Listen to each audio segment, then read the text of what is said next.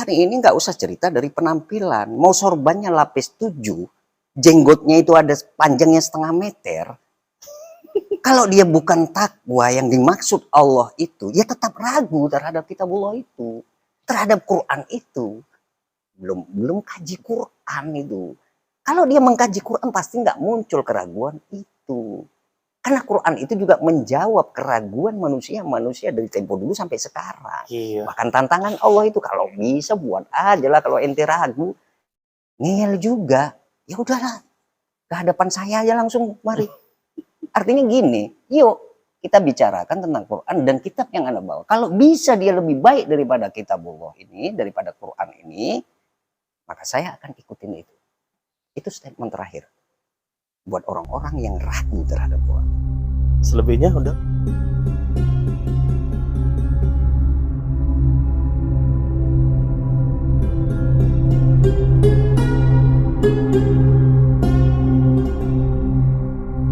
Assalamualaikum warahmatullahi wabarakatuh. Selamat datang di channel Mukhtalifun Alwan, channel yang berupaya untuk mencari solusi dari segala bentuk problematika kehidupan kita sehari-hari, tentu saja melalui Al-Quran. Pada video kali ini kita hadirkan kembali Bang Budiono. Jadi langsung saja kita sapa beliau. Assalamualaikum Bang. Waalaikumsalam warahmatullahi wabarakatuh. Apa kabarnya nih Bang? Alhamdulillah sehat. Sehat ya Bang? Udah siap Bang? Siap apa ini? Menjawab semua pertanyaan dari saya Bang. Ya silakan lah, kalau udah hadir kan udah, insya Allah kita jawab. Iya. Ya. Seperti biasa nih Bang. Ini masih lanjutan yang kemarin nih Bang. Apa itu lagi? Iya, Abang tahu lah. Masih berkutak-katik di fenomena-fenomena ya yang kerap terjadi Bang. Ya apa itu? Terkait dengan yang kemarin tuh Bang. Bapak Panji Gumilang Bang. Panji Gumilang lagi, Syekh Panji Gumilang. Gitu. Oh, Syekh Panji Gumilang ya, salah saya. Syekh Panji Gumilang. Apa itu? Kan ada lagi kata-katanya kontroversi Bang. Apalagi itu? Saya nggak simak pula. Iya, seakan-akan, iya ini ya menurut aku seakan-akan tuh meragukan Al-Quran nih Bang. Begitu? Iya, seakan-akan gitu Bang. Karena pernyataan dia kan gini, bahwasanya Al-Quran itu bukan kalam Allah gitu, melainkan kalam Rasul. Nah, seperti itulah nada-nadanya gitu kan. Jadi yang ku tangkap ini kesannya kok semacam meragukan Al-Quran gitu. Gitu Kan gitu ya? nih, iya. Menurut Abang lah gitu Bang. Menurut saya gini ya, telat lah kalau hari ini ada orang, terlepas itu siapapun dia, mau Panji Gumilang, Syekh Panji Gumilang, atau siapapun lah yang mengungkap ragu tentang Quran. Kenapa saya bilang telat? Karena sejak dulu memang ada aja orang yang meragukan Quran itu. Dari dulu nih berarti udah ada? Dari dulu. Berarti ini sejak nabi-nabi terdahulu pun, sebelum Rasul Muhammad itu udah ada. Ya satu contoh misalkan kisah setelah Rasulullah Muhammad SAW wafat. Itu kan ada yang ngaku nabi ketika itu. Iya. Siapa itu? Musailamah Al-Kadzab. Iya betul. Nah itu kan termasuk orang yang meragukan kitab. Kan gitu kan? Oke. Nah itu pembuktian bahwa dari dulu sebenarnya udah ada. Jadi kalaupun hari ini itu terlalu dibesar-besarkan, orang yang ragu terhadap Quran, ya memang begitulah kita hari ini kan di Indonesia ini. Jadi ini kisah yang lama, balik lagi nih ceritanya ya, nih. Secara sunnah memang gitu. Hanya saja pelakunya yang berbeda. Itu tetap akan terjadi. Ya begitulah sunnatullah itu. Tetap akan terjadi. Nah sebenarnya kalau kita bahaslah orang yang ragu terhadap Quran itu sendiri. Di awal-awal Quran itu sendiri secara mushaf ini. Kalau kita buka di Al-Baqarah ayat 2 aja kan sudah jelas. A'udzubillahi minasyaitonirrajim. Bismillahirrahmanirrahim. Dzalikal kitabul la raiba fihi hudal lil muttaqin. Kan gitu kan? Iya betul. Bahwa ini adalah kitab yang tidak ada keraguan di dalamnya. Itu kan semua statement itu sebenarnya. Hanya saja memang lil muttaqin, bagi orang yang bertakwa. Kalau saya balik lah Bang. Jadi kalau seandainya ada orang yang masih ragu, apakah ini nggak bertakwa atau gimana nih? Ya iyalah. Tentu orang-orang yang bertakwa inilah yang dikatakan yang bisa menjadikan Quran itu bukan ragu, sesuatu hal yang ragu buat dia. Karena kenapa? Makna takwa kita udah apa ya? Udah kita kaji kemarin itu. Ini orang penuh kecermatan, ketelitian, kehati-hatian dalam melihat Quran itu sendiri, wahyu-wahyu yang dibacanya. Maka itulah yang label takwa itu yang disandangnya. Oke. Artinya ini dia sudah mempelajari betul-betul, menerima dengan sebaik-baiknya gitu ya. Iya, jadi dia takwa ini real. Kalau kita mau apa ya? Kita telusuri lah kata-kata takwa itu sendiri. Ini kan kalau kita cerita level lah, levelisasi. Dia kan mukmin dulu baru mutakin. Oke. Mukmin dulu dia. Biasanya beriman dulu baru bertakwa. Iya betul. Kan gitu kan. Nah, mutakin apa menurut Asril? Ya, kalau menurut aku mutakin itu kan takwa itu ya, orang yang bertakwa. Dari segi penampilan aja dia udah perfect betul gitu kan. Pakaian yang serba islami lah begitu, Bang. Pakai sorban segala macam, pakaiannya. Gitu makna takwa itu. Iya, kelihatan lah dari kelihatan dari fisiknya kan gitu. Tapi makna takwa itu kan sebagaimana yang saya sampaikan tadi, bukan seperti itu takwa. Hari ini nggak usah cerita dari penampilan, mau sorbannya lapis 7, jenggotnya itu ada panjangnya 1,5 meter. Kalau dia bukan takwa yang dimaksud Allah itu, ya tetap ragu terhadap kitabullah itu, terhadap Quran itu. Jadi kata takwa itu kita jangan terkecoh dengan sebuah penampilan seseorang. Kita bukan menyalahkan seseorang berpenampilan seperti itu. Karena itu bagian daripada sunnah juga kan. Iya. Suatu uniform yang dipakai Rasul. Iya betul. Ya, bukti kecintaan mereka terhadap Rasul itu, maka mereka juga berpakaian yang sama gitu. Tapi bukan itu makna takwa. Jadi gambaran seorang takwa itu bukan gitu. Dia cermat betul, dia teliti betul. Dia akurat betul dalam menentukan sikapnya. Termasuk memvonis keraguan tadi. Iya. Memutuskan kepastian Quran itu sendiri. Kan gitu kan? Iya. Nah itu sebenarnya takwa itu. Orang-orang yang seperti ini. Jadi di awal ayat aja kalau kita kembalikan lagi tadi. Ini kan udah statement ya. Statement. Ya kalau ragu udah nggak usah pakai. Iya betul. Kan gitu kan? Tinggalkan saja gitu kan. Nah itu dibuktikan Allah loh. Di ayat berikutnya.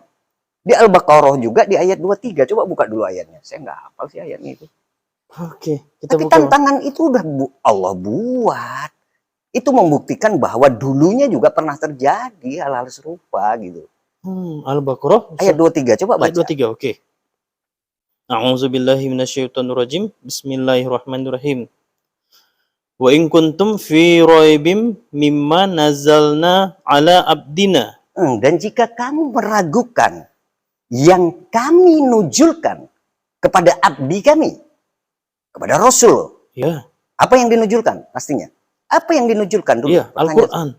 Quran, wahyu itu. Kan gitu kan? Iya. Ada yang ragu kalau itu kepada abdi kami itu. Wow. Baru lanjutan ayatnya. Iya. Fa'tu bisuratim mim mithlih. Nah, maka buatlah satu surat semisal dengannya, semisal Quran itu. Satu surah aja, itu tantangan Allah. Nanti di ayat lain ada Allah sebut satu ayat. Kan gitu kan? Coba lanjuti lagi ayatnya. Wad'u suhada'akum min dunillahi in kuntum shodiqin. Dan aja kawan-kawan kalian itu, suhada-suhada, maksudnya saksi-saksi yang bisa menyaksikan kalau kalian orang-orang yang benar. Jadi balik lagi tadi kepada orang-orang yang ragu terhadap Quran itu sendiri. Bahwa itu merupakan kalamullah. Bahwa itu datang dari Allah. Ya udah, nggak usah ribet-ribet sih, itu tantangan Allah udah jelas. Buat aja lah satu surah. Silakan yang bisa semisal. Iya. Nggak usah menandingi lah, semisal aja. Setaraf aja dengan Quran itu. Udah paten. Mampu. Kembali lagi tadi ke pertanyaan. Tadi apa lagi? Diragukan bahwa yang disampaikan adalah bukan kalam Allah, melainkan kalam Rasul. Kalau kayak gitu, nanti Iwan, para pemirsa bisa cek di surah An-Nazm itu. Surah 53 ayat 34. Wa mayantiku anil hawa. Bahwa yang dimantikan, bahwa yang disampaikan oleh Rasul itu bukan dari hawanya, bukan dari keinginannya, bukan dari dorongan pribadinya. Artinya nggak ada nilai subjektivitas sedikit pun di sini ya. Lah, lanjutan ayatnya itu adalah in huwa illa wahyu yuha. Akan tetapi, kan gitu kan? Iya. Sungguh yang disampaikan itu adalah wahyu yang diwahyukan. Jadi kalau saya analogikan gini, wahyu itu kan datangnya dari malaikat. Oke. Kepada Rasul. Dari Jibril kepada Rasul. Nah, wahyu yang disampaikan itu, itulah yang diwahyukan. Bahwa kalau ada pernyataan hari ini, itu kan dari lisan Rasulullah Muhammad. Ya benar. Tapi yang disampaikan dia kan wahyu. Wahyu itu yang ditransfer lagi gitu. Iya, iya. Kan nggak mungkin hari ini Allah tiba-tiba menggema ngomongnya. Kan jadi ketakutan semua orang. Iya. Betul. Logis sih memang iya. Jadi logis. Jadi gini dia. Kalau dia sebuah pernyataan dari Rasul, kalau kita teliti-teliti lagi bahasanya, misalkan, iya benar memang dari Rasul. Iya, secara tapi lisan. Bukan dari hawa Rasul itu kan. Iya. Bukan dari subjektivitas dia kan. Melainkan wahyu yang diwahyukan. Artinya wahyu itu memang dari Allah via Jibril kepada Rasul Muhammad, itu juga yang disampaikan kepada umat. Jadi terbantahkan sebenarnya. Pernyataan itu tadi yang pertama ya. Buat orang-orang yang level mutakin lah kita bilang. Ini nggak ragu lagi bab gini. Itu hal yang biasa kalau ada orang yang ragu. Gitu. Iya betul. Ada orang-orang yang ragu, hal yang biasa lah buat orang-orang mutakin. Belum kaji Quran itu. Kalau dia mengkaji Quran pasti nggak muncul keraguan itu. Karena Quran itu juga menjawab keraguan manusia dari tempo dulu sampai sekarang. Iya. Bahkan tantangan Allah itu kalau bisa buat aja lah kalau ente ragu. Kalau bahasa kita, bahasa manusia ini kita gunakan. Ya udah kalau ente ragu real, buat aja lah satu surat. Kan selesai kan? Selesai. Tapi Allah pastikan, pastikan. Coba cek lagi ayat surah Al-Baqarah ayat 24, tadi 23 ya? Iya. Coba cek ayat 24. 24. Oke.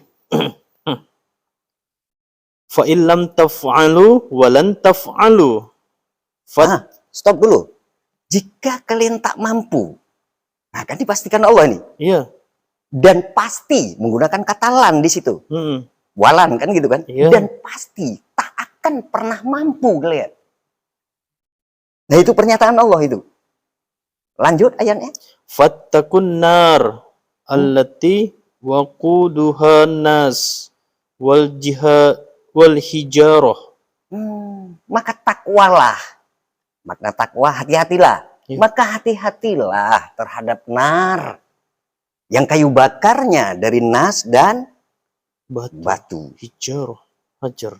Ditutup dengan apa kalimatnya? Wa'iddat lil kafirin. Yang disediakan bagi orang-orang yang kafir. Wow. Jadi dengan kesimpulan, kalau kita angkatlah tadi, kita tarik lagi tadi. Berarti orang-orang yang ragu ini tergolong orang-orang yang kafir nggak? Iya. Ingkar nggak? Ingkar. Orang yang ragu biasanya dia sudah mengkaji Quran itu. Biasanya. Kalau nggak muncul dia keraguan. Orang yang belum baca apa-apa, ngapain ragu? Real, ini Quran nih. Masa iya bang? Barangkali baru sekedar itu. Tapi kalau hari ini sudah mengkaji Quran itu, namun masih muncul keraguan, maka label langsung diberikan Allah. Kafir. Ingkar. Kau kufuri ayat-ayat itu. Karena dia sudah tahu duluan gitu ya. Iya. Maka nggak pantas dan layaklah buat orang yang hari ini berpegang, yang konon katanya kita umat Islam, mengimani kitabullah, Quran itu sendiri, lantas kita ragu dengan kitabullah itu. Kan nggak pantas ini sebenarnya. Ya kalau masih ngeyel juga, ya buat aja tadi balik. Buat aja lah ayat semisal atau surat semisal. Kumpulkan itu pengikut-pengikut orang-orang yang hebat di belakang kita. Bisa nggak nandingi kitabullah itu? Bahkan di ayat yang lain lagi nanti di surah berapa itu kalau nggak salah saya di Al-Isra ya, Al-Isra 88 itu bahkan kumpulkan manusia, jin, bahkan kata Allah buat yang semisal, bahkan jin kumpulkan itu. Jin kalau kita kemarin dalam-dalami. Orang jenius. Orang-orang yang jenius itu. Iya. Misalkan kita analogikan ke sana. Betul. Orang-orang jenius itu kumpulin, buat. Nah itu dia sebenarnya. Jadi kalau hari ini ada orang yang menyatakan ragu dengan kitabullah, kalau saya pribadi ya melihat fenomena ini, Yes, ya udah dari dulu itu. Kalau ada lagi yang ragu ya konyol. Kenapa nggak baca ayat Al-Baqarah ayat 23 ini gitu. Udah jelas ditantang Allah ya buat kalau ente lebih hebat gitu. Kalau ada lagi yang lebih ekstrim tantangan Allah itu. Ada lagi? Ada lagi. Coba buka Al-Qasas ayat 49. Coba buka. Oke, sebelum kita masuk ke dalam ayat nih, Bang. Ini aja tantangan ini aja kita masih udah dianggap kafir gitu. Artinya ini orang lebih kafir lagi atau gimana nih? Ya coba dulu buka. Gitu. Nanti saya katanya noko. Buat pemirsa juga buka. 28 ayat 49. Ayat 49. Coba buka. 28. Kalau ada yang ngeyel juga loh, sampai hari ini ada aja yang ragu-ragu. Bacalah ayat itu. Bukan saya yang ngomong ya, Wahyu itu sendiri yang ngomong. Coba. Oke. A'udzubillahi minasyaitonirrajim. Bismillahirrahmanirrahim. Kul fa'tu bi kitabim min indillah. Coba. Kul itu kata perintah itu dari Allah. Rasul, sampaikan. Dakwakan nama mereka. Nyatakan kepada mereka, datangkanlah olehmu sebuah kitab ya. Sebuah kitab dari sisi Allah. Coba lanjut ya lagi ayatnya. Huwa ahda minhuma attabi'hu. Yang kitab itu lebih memberi petunjuk ya. Iya. Apalagi? Minhuma, dan dari keduanya. Yang dimaksud karena ini ayat ini berkenaan dengan manhuma itu, dia merujuk kalau para mufasir itu menerjemahkannya antara Quran dan Taurat. Karena ngeyel ini, umat ini ngeyel ketika disampaikan, kenapa kok nggak secara kisnya, kososnya itu, ini kenapa kok nggak dimunculkan aja sebuah kitab kayak Musa itu loh, punya mujizat, bisa belah laut, bisa menghidupkan ini. Artinya ini case-nya ini mereka membandingkan gitu nih. Iya. Nah itu dia. Coba apa nggak ada kitab yang agak-agak lebih trending, lebih hype gitu, lebih apalagi lah yang lebih khoir dalam memberi petunjuk, maka buat tantangan lagi. Maka Rasulullah itu disuruh sampaikan nama Allah. Nyatakan kepada mereka. Datangkan aja dari sisi Allah sebuah kitab yang itu lebih memberi petunjuk daripada kedua ini. Lanjutan ayatnya apa? Attabi'hu. Niscaya aku akan lebih tabi kepadanya. Niscaya aku pasti pindah mengikutinya gitu.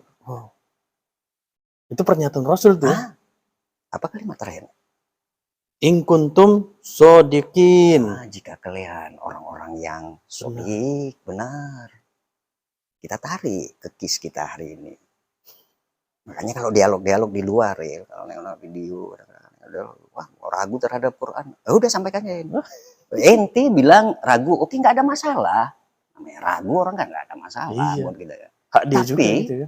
Datangkan aja yang lebih baik daripada Quran itu. Ada nggak? Saya pribadi berani menyampaikan itu. Ada nggak yang lebih baik daripada Quran? Kalau ada hari ini, saya lebih ikut yang itu daripada Quran. Harusnya kita punya komitmen seperti itu. Dan sampai hari ini belum ada sebuah kitab pun yang bisa melampaui Al-Quran, kesempurnaan daripada Quran itu. Maka kita nggak usahlah kita salahkan mereka, mau ragu ya silakan. Ya udah jawab tantangannya kan gitu aja. Iya.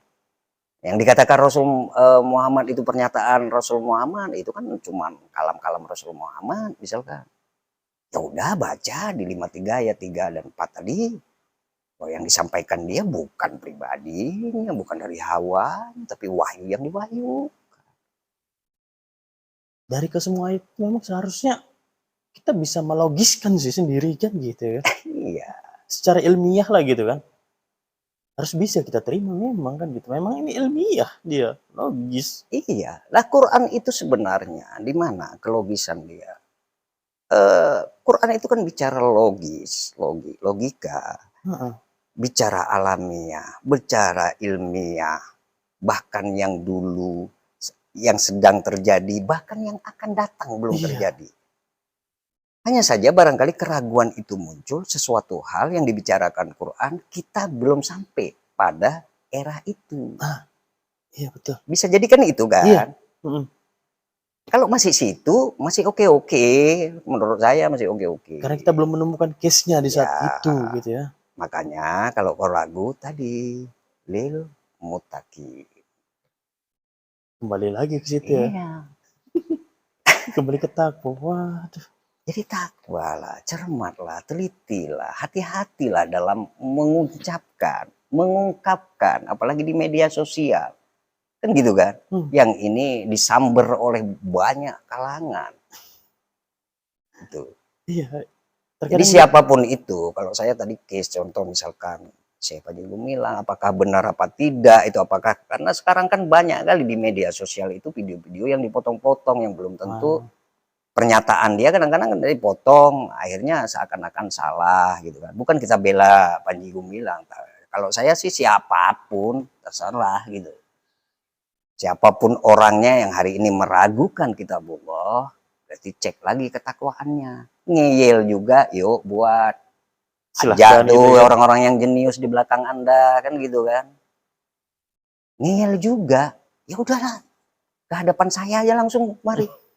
Artinya gini, yuk kita bicarakan tentang Quran dan kitab yang Anda bawa. Kalau bisa dia lebih baik daripada kitabullah ini, daripada Quran ini, maka saya akan ikutin itu. Itu statement terakhir buat orang-orang yang ragu terhadap Quran. Selebihnya udahlah terserah Anda gitu ya. Nah, udahlah, saya pikir cukup untuk mengomentari itu. Karena nggak perlu lagi gitu kan. Diberikan bukti, ya masih gitu juga gitu kan. Ya udah. Mau gimana lagi? Saya selesai, Ril. Itu statement saya. Ada yang lebih baik, udah bawa, mari gitu. Kalau kita argumentasikan, ini kata Quran, apa kata kitab Anda? Kalau itu lebih baik, saya akan ikuti. Udah selesai, saya pikir. Ya, luar biasa, singkat padat, namun tepat sasaran kayaknya. 3 ayat langsung kita bahas tuntas terkait dengan fenomena ini. Oke, silakan Bang Budi. Mana tahu ada pesan-pesan? Enggak ada lagi pesan. Udah, itu statement terakhir itu. Statement terakhir? Iya.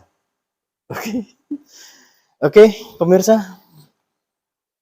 Semoga bermanfaat video kita kali ini terkait dengan fenomena yang kerap terjadi, masih marak, masih terpublish di media sosial. Ya, semoga ini menjadi sebuah pelajaran buat kita semuanya. Untuk enggak ragu lagi terhadap Al-Quran. Tanamkan takwa itu. Itu saja barangkali. Saya akhiri dengan Assalamualaikum warahmatullahi wabarakatuh. Assalamualaikum.